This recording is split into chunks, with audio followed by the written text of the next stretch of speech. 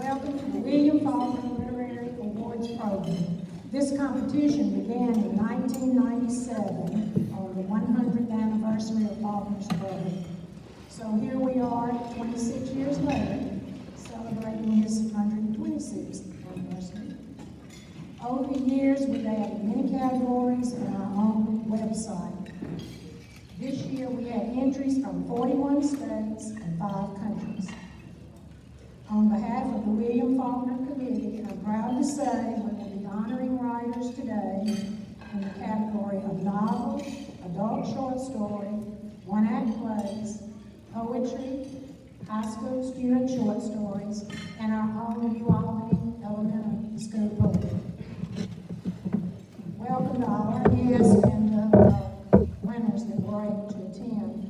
We have so many people that have trusted us and supported us over the years. First, we want to thank Eric Saul, who has continually supported us since 2012. Eric, we truly appreciate your strong desire to support this competition and the notice it makes you on. Also, a huge thank you to Lynn West and the Gazette. They've been big supporters over the years. Lynn, well, he prints everything you see that's printed. He writes articles in the paper, and they financially help us also.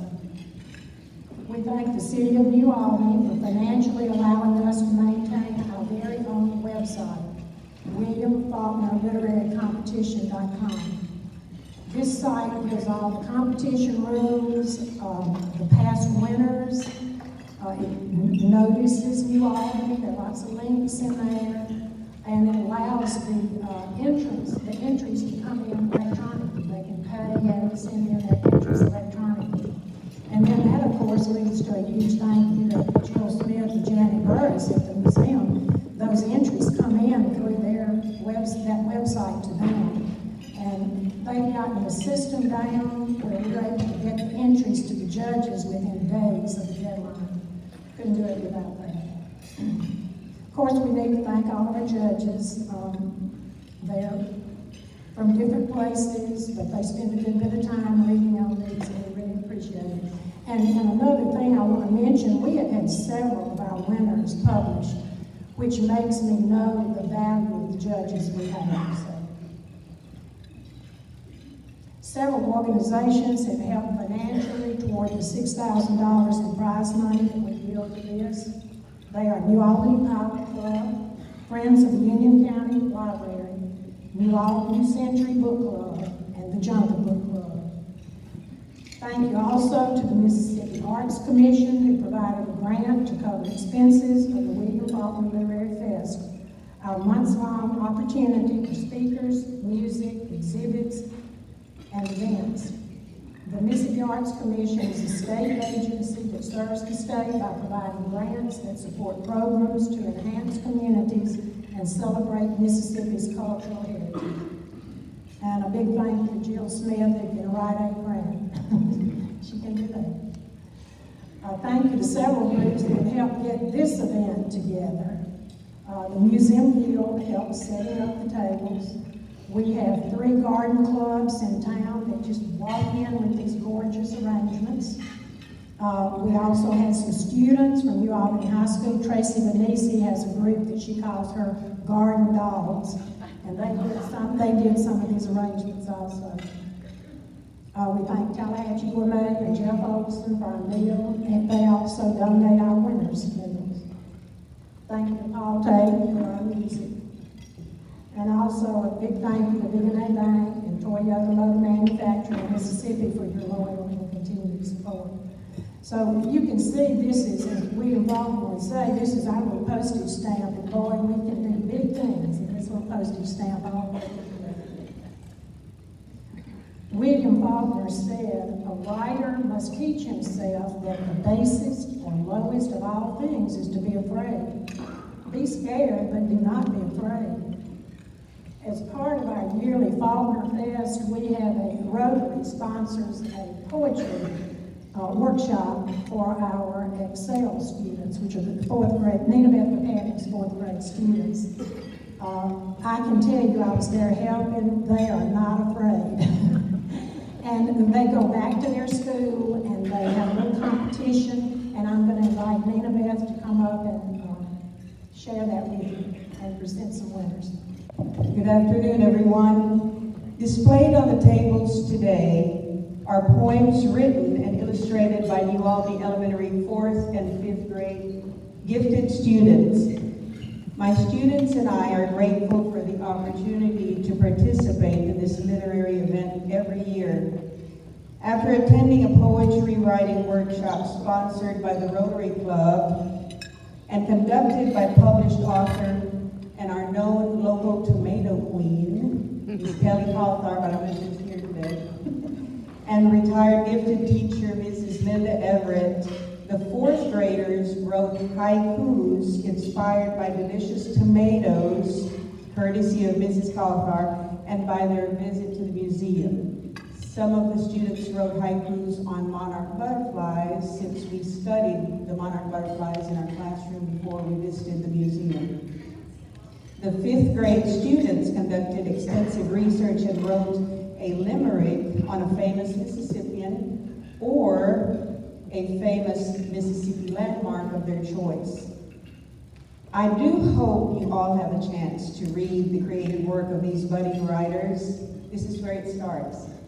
I am very proud of these students. They all did a great job writing their poems, making the judges' task very difficult and challenging. Please note that these poems will be taken back to school after this event, and even if you are tempted to take them home, I would love to keep them so that I can display them at the school afterwards.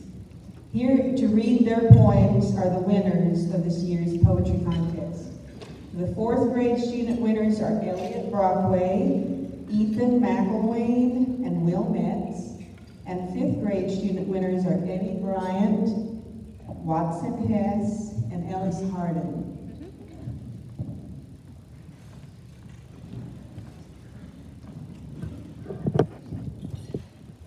The bear, tall with grizzled fur, horrifying with sharp claws, funny yet scary.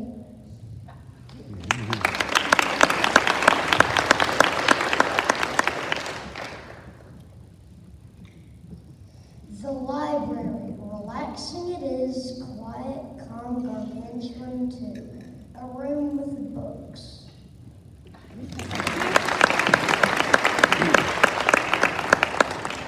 The garden, bees, flowers rustling, for butterflies relaxing, calm, cars above screaming peacefully.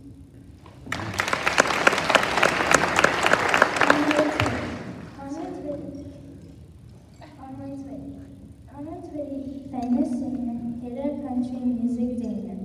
He wrote Type It in Jeans, and that song really means found a girl thought was a winner.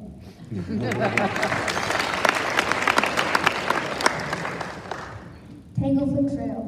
I found it like one time, and hurting it isn't a crime. It's a Tanglefoot Trail, and it's made of rails. I wish I could dance some that time.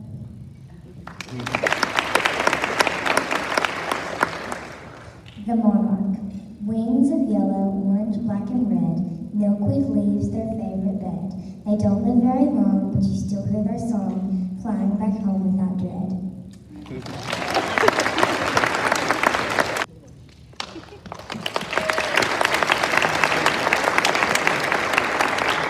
Now for our award ceremony. In the student short story, all of the ones are here, I believe, except maybe one. No, I think they're all here today. And this category, by the way, is for Mississippi high school students. We had 3 honorable mentions this year. Winning honorable mention for his short story, The Royalty Party, is Miles Blackburn.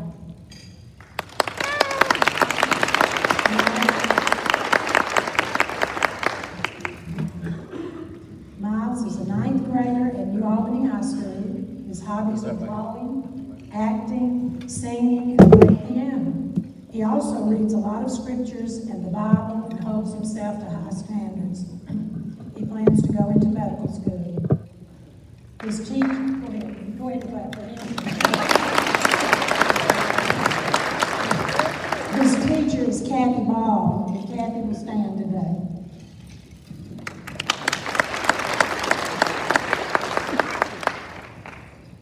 Winning honorable mention for his short story, The Hunt, is Jack Denton. And Jack was not able to be here with us today, but he is an 11th grader at Inglebar Attendance Center. He's a member of the basketball team. He enjoys hunting and fishing in his spare time. And his teacher is here, Ms. Rhonda Worthy.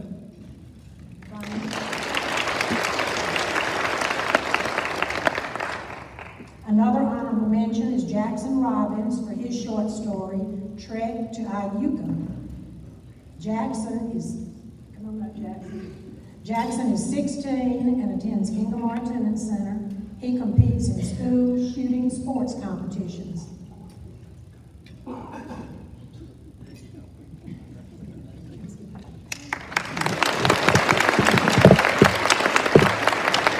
His teacher is also Rhonda.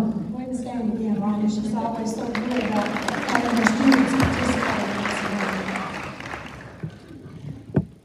Winning third place and $100 for her short story, A Journal in My Attic, is Ava Lambert.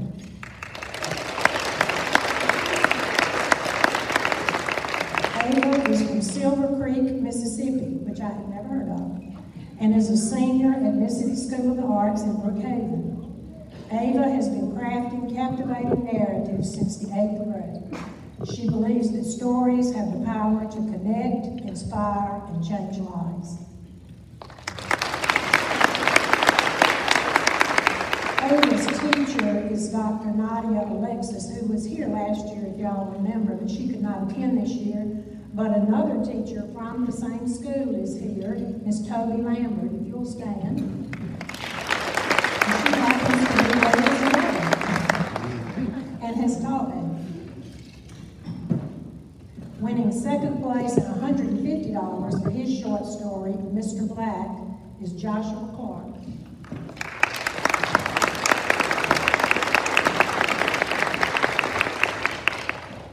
Joshua is from Vardaman, Mississippi. He's a senior at the Mississippi School of the Arts in Brookhaven. He's a writer, a filmmaker, and he came in second place in the Eudora Welty Creative Writing Contest.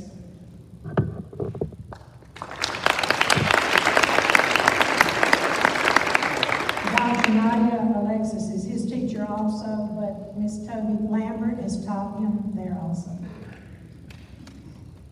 Winning first place and $250 for her short story, The Second Dory Lovett, is Charlie Schumpert.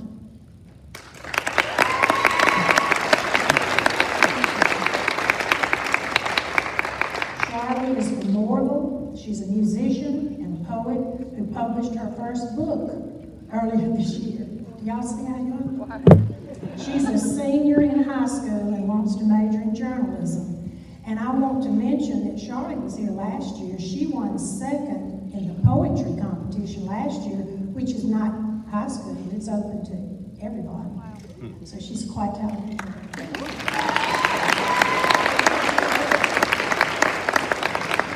She brought her cheering section.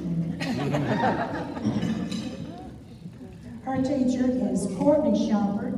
If you'll stand. And Courtney happens to be her poet.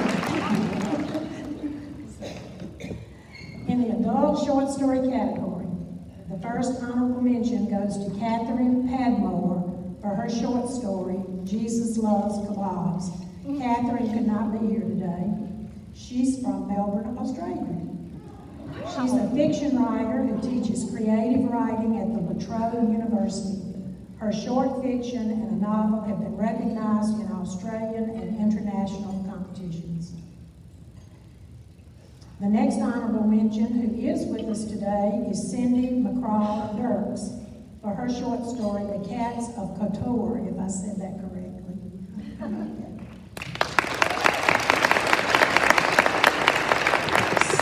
Cindy is originally from Hattiesburg, Mississippi, but she has spent her entire life in New York City and Westchester County, New York. They came from New York to be here. Her work history includes, get this, Playboy, The Economist, Sex and the City, and a 5-year stint at Sesame Workshop. She earned her master's in creative writing and literature from Harvard this past May. We're so very proud of her.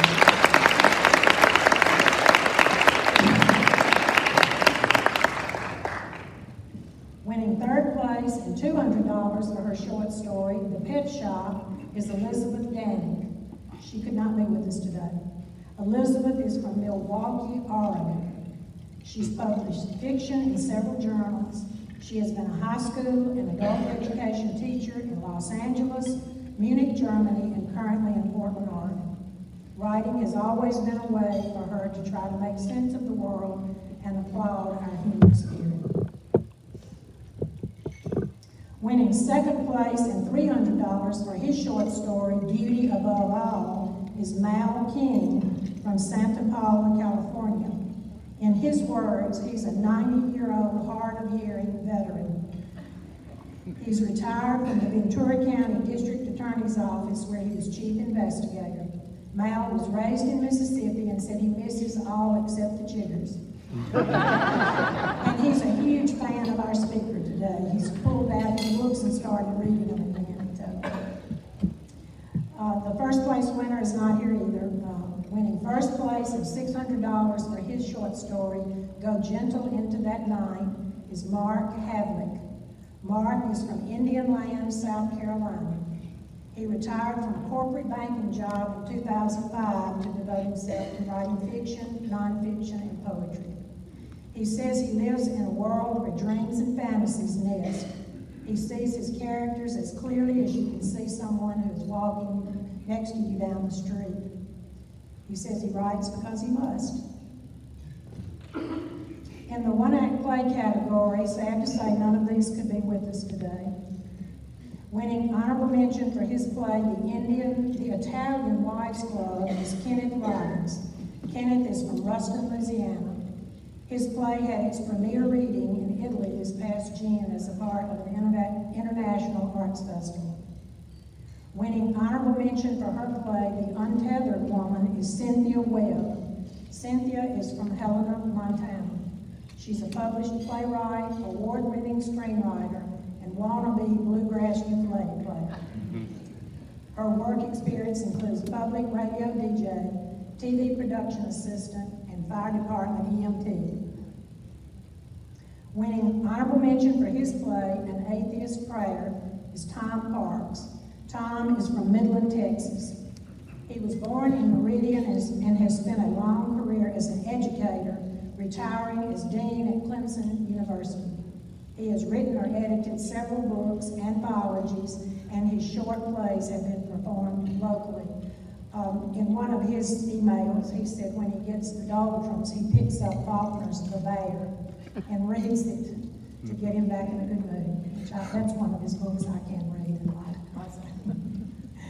Winning third place and $200 for her play, Mal's Rabbit, is Brenda Kentworthy. Brenda is from Garden Grove, California. Brenda has spent most of her career focused on acting, but has concentrated on writing since the pandemic. Winning second place and $300 for his play, The Hepburn Interview, is Thomas Mason. Thomas is from Portland, Oregon. He's an attorney and a politician. He was a member of the Oregon House of Representatives and was an assistant professor at Portland State University. Winning first place and $600 for his play, 300 Miles West, is Jeff Carter. Jeff is originally from northern Maine, but is now living in San Francisco. His plays have been produced in Canada, San Francisco, St. Louis, and England. In the poetry category, winning honorable mention for his poem America is Keith Carrero. Keith could not be with us today.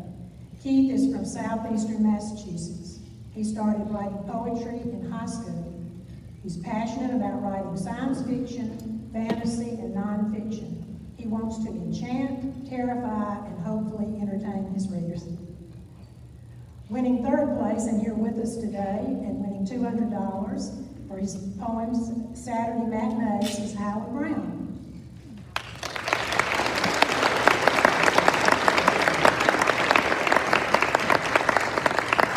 Howard is from Lookout Mountain, Tennessee, but he grew up here in New Albany.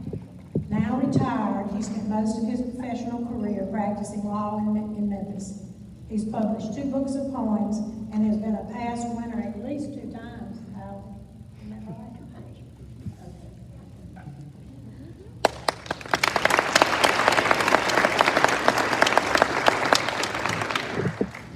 Winning second place and $300 for his poem, A Whispered Tour, is Leonardo Chung, who could not be here. Leonardo is from a small town in Illinois and is currently a student at Phillips Exeter Academy, which Charlotte, that's a high school. So he's a high school winner in the open category. He's in New Hampshire. He's been fortunate to be published in over 30 literary magazines and to be the recipient of several awards. Winning first place and $600 for her poem, Ode to Mississippi Girlhood, and with us today is Alicia Gabrielle.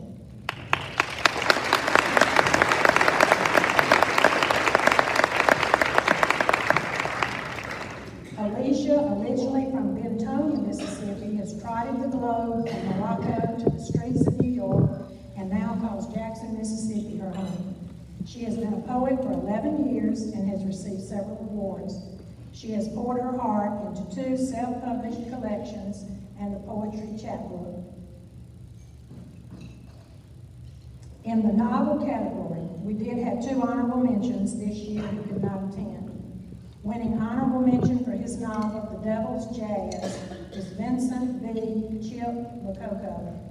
Vincent is a historical fiction writer and an estate planning attorney from New Orleans, Louisiana.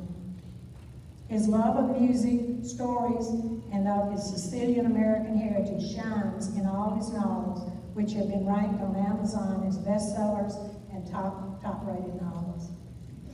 Winning honorable mention for his novel, The Trail of Blood, is Theodis Moore. Theodis is from Bloomingdale, Illinois.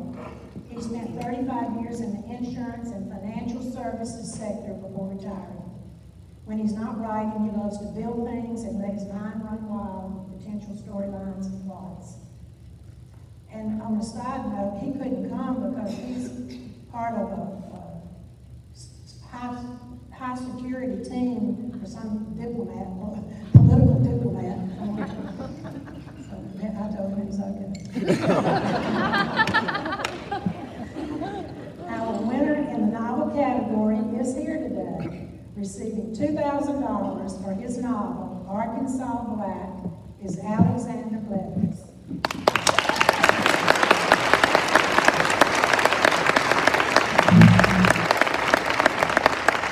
Alexander is from Ocean Springs, Mississippi. He's an Air Force veteran and retired orthopedic surgeon. He grew up in Northern California and was strongly influenced by the gritty, realistic writings of John Steinbeck and Jack London. His debut novel, Bycatch, explores the Vietnamese refugees in the Biloxi shipping industry. Now for our speaker. Ace Atkins is the award-winning New York Times best-selling author of 30 novels. Atkins, a former SEC football player, started his career as a crime reporter in Florida before becoming a full-time novelist with the Big Trappers series. Since then, he's written 11 books in the Quinn Colson series and 4 true crime novels based on infamous crooks and killers. He was also chosen by Robert B. Parker's family to continue the Spencer series in 2010, adding 10 novels to that iconic franchise. He lives and works in Oxford, Mississippi, and we're so glad to have him. What a haul to Oxford, Mississippi. I think there was some talk earlier about some kind of travel stipend or something like that. I live right off Highway 30 out here. About 20 minutes, so it worked out okay. Well, I love coming out and talking, in my own community here in Mississippi. It's great to meet people. Probably the best thing about this is seeing all the great faces who turned out for something related to books, related to writing, and to see the young people that are interested in storytelling. And I think that's getting to be less and less these days. So I really appreciate people of all ages picking book.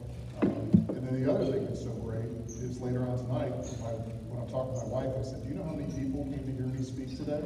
I said, there are actually people who wanted to hear me speak. She'll be absolutely shocked. One of the things that I love talking about is William Faulkner. And of course, there's not any writer anywhere that would tell you that they don't like William Faulkner. I really haven't met anybody who has a bad word to say about Mr. Faulkner. But I do think sometimes people don't totally understand him and appreciate him for how much fun he can be. And I don't think I really appreciated Faulkner fully until I moved to Oxford about 22 years ago. And I had been force-fed Sound of the Fury in college. I went to Auburn, where I did play football, which was a strange leap, which is a whole other story. I don't think we have time to talk about how you go from, playing football to writing books.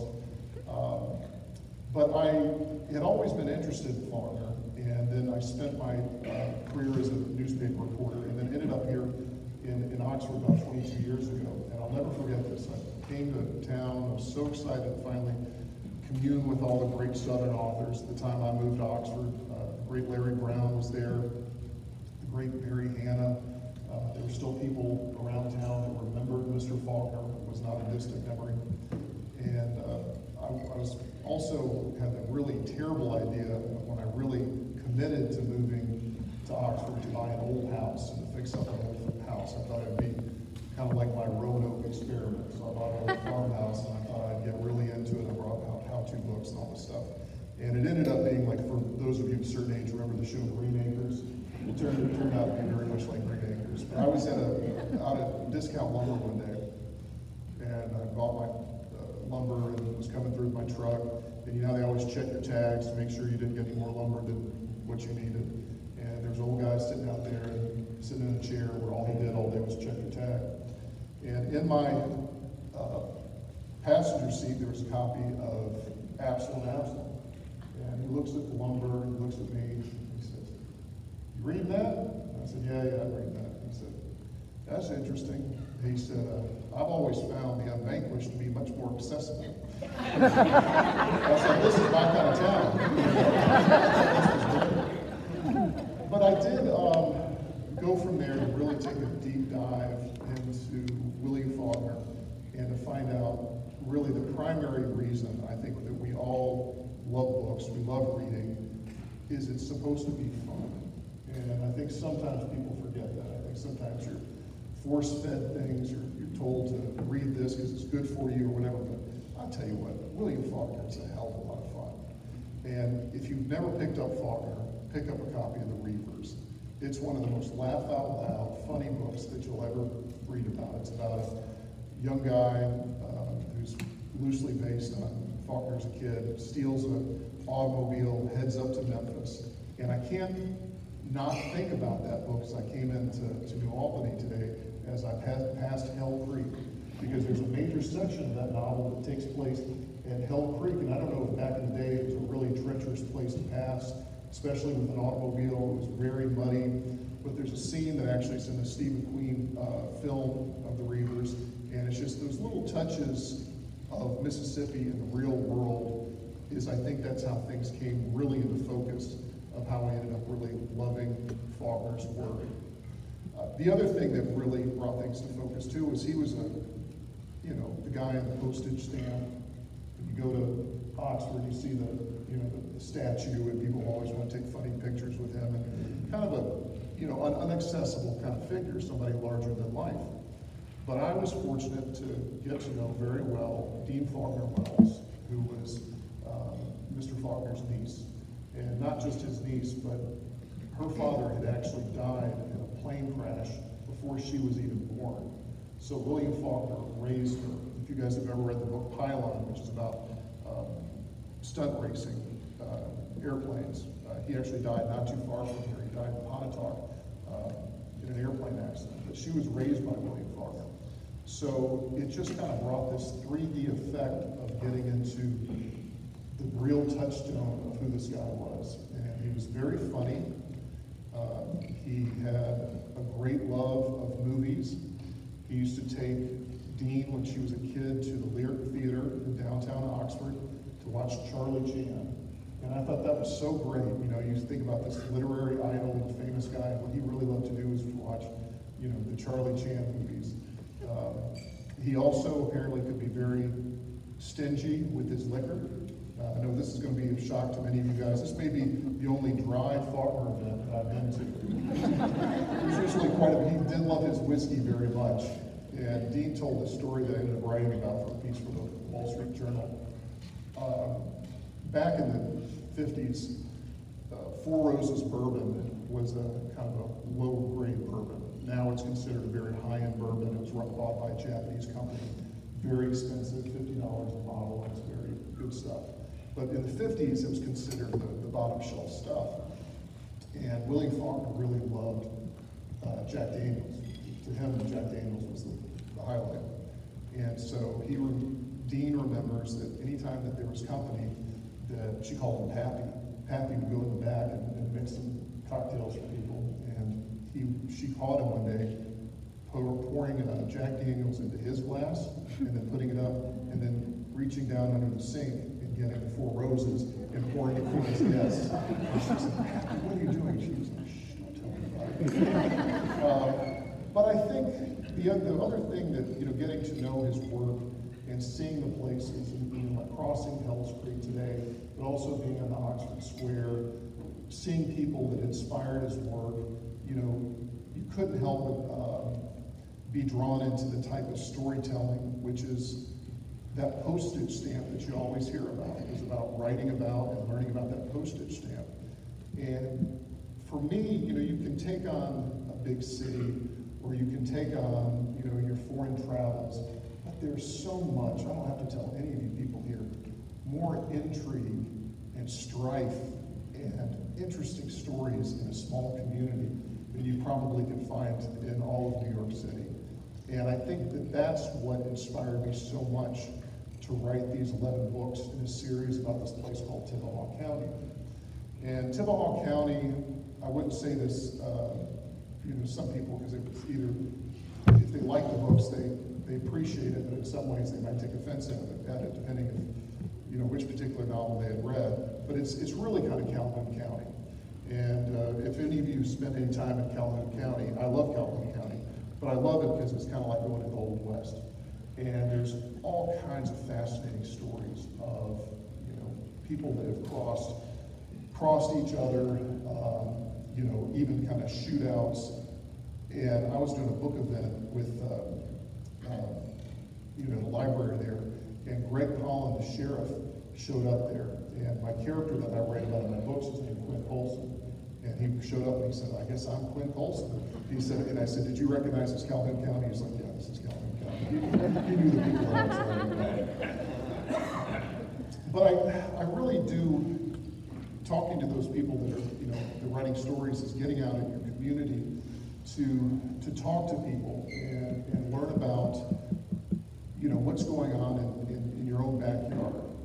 And I've gathered so much information just over the years, writing about Lafayette County, meeting people that work in law enforcement, meeting people that are on the other side of law enforcement, just listening to people. You really can gather so much for your stories. And I'm just very grateful that I'm able to do this for a living. You know, I remember when I was in Auburn and I was writing short stories, just like many of you that are, you know, younger writers, just writing them in spiral notebooks. I had no idea how hard it was to actually become a writer and actually make a living as a writer. And I remember the athletic director, a guy named David Housen, took me to lunch, and he said, you gotta have a plan B, Ace. He said, this is, you know, do you know how hard it is to get published and how hard it is to make money at this? And I thought, you know, I just didn't want to hear anyone say no. You know, I wanted to hear, you know, this is something that you can do and something you can work toward. And that's how that journey for me, before I moved to Oxford, ended up with me working for a newspaper in Florida. And if y'all think Mississippi is weird, you've never been to Florida. Florida is, if you guys know the Florida man stories, all that stuff I can attest to you is absolutely true. And for me, that was just great training. I got on the crime beat, and I did this not far when I was out of Albany. And so I went right from, playing football to then becoming a, junior reporter and going to crime scenes. And I thought that was the most fascinating thing in the world, is to be able to go out and to talk to people that have, gone through these incredible stories. These are things that you just cannot make up. There's a community in Tampa called Gibsonton, and Gibsonton is known as the carnival community. It's where a lot of people that are in the circuses or the carnivals go to retire. And so when I got there were still people who were part of that community. This is, again, about getting out and talking to people who had been, working as sideshow performers. And it's not politically correct to say, but they were called, in terminology back then, they were called freaks. And so I got to know a woman that was named Jeannie the Half Lady Tomani, and it was because she was born without legs and that she was a performer. I got to know a guy named Melvin, the Blockhead Burkhart, and a man who, this is stuff that, as a writer, I really talk to younger writers about going out and meeting people, whether it's in small town Mississippi or in Florida, whatever. He could drive a railroad spike up his nose. Now, I haven't been able to meet anybody that can do that. There was a lady I got to interview and talk to her about her stories. Again, this stuff that informs so much about, that I ended up filing away and writing in real life. And her name was Priscilla the Monkey Woman. And I said, she had a defect that made her very hairy. And I said to Jeannie, the half lady, I said, what did you think about Priscilla? I said, she won't meet with me. What does she look like? And Jeannie was so funny. Jeannie said, well, she's not very attractive. But that's what I'm talking about. It's just so much great stuff that you can find in your community, and so many great stories for you younger writers. But for those of you that are not writers, I really think being able to go out and or during the weekend is put your cell phone down and pick up a book. And I think that's getting harder and harder these days. I meet so few readers that are really, really into books and have a love of story. But we don't have to be on our cell phones all the time. We can put them down. We can pick up, some wonderful short stories. We can pick up, William Faulkner. We can go back to another time. We can take a trip like the Reavers to Memphis in the teens. We can, when somebody was talking earlier about being influenced by John Steinbeck, and read something wonderful like Cannery Row.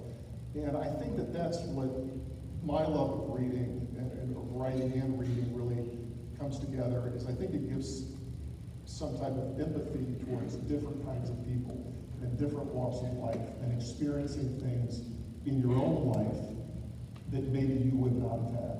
I wouldn't have met those people in the carnival community. I wouldn't have, if I hadn't been a writer, I would have never met Dean Faulkner Wells. Meeting people and being able to have empathy of people in different walks of life, being able to read about people in different shoes and in different worlds. There's a writer right now who's come all the way from France to come to Oxford, Mississippi, because he could have traveled anywhere on a government stipend, but he wanted to come to Oxford because it's where Faulkner had been. And that tells you so much. But then, being able to pick up his work and seeing what it's like to live in France and to see what it's like growing up there. And I think that there's so many wonderful adventures I've had from just being a reader. And I really am so grateful to all of you that support writing. There's so many of you that support reading. I love seeing these kids out here that are writing poems. I love to see the short stories of people of all different ages that are taking this on. And I think that it's something that's so important and can only enrich our community. And I'm so also incredibly thankful that well over 100 years after his birth, that William Faulkner continues to be celebrated and continues to be read. And his work, I think, I'll say this in closing, I'm not going to keep you guys here all day, but I think is still pertinent today to the world that we're living in. And for those of you, again, that have not read William Faulkner, as you read a book like Intruder in the Dust, and we talk about strife in the community, we talk about the deep racial issues that are in the Deep South, and William Faulkner was writing about that in the 1940s at a time that it was not necessarily in his best advantage to be talking about hot topics at that time. And for me, writing about the tough things, writing about things that make you uncomfortable, holding up things to the light, whether you're a journalist, whether you're a student, whether you're a poet, whatever you're doing, that's really what it's all about. So cheers to all of the young writers here, also the older writers, and I am so grateful for all of you to be inviting me to your community. It's been wonderful to be here, and thanks so much.